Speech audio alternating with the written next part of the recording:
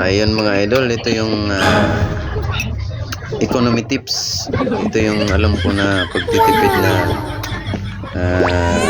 maituturo ko sa inyo kasi mahirap ng panahon ngayon eh.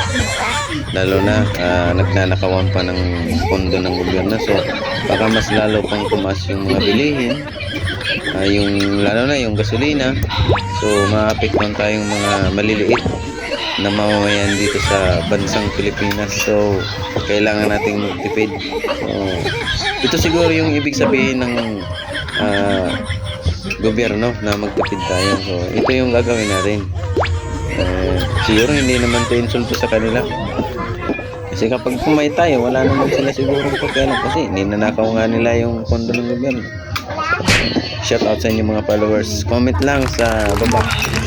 Kasi po yan yung tamang engagement. Kung ano ba yung masasabi mo sa ideyang ito. Ang tamang engagement pala mga idol, huwag mong escape yung video na dumadaan sa syempre para mapansin ka ni Aligo. Diyan nga pala mga idol, malaking tulong po yung content creator, small content creator, kasi kung wala sila, walang sikat na vlogger.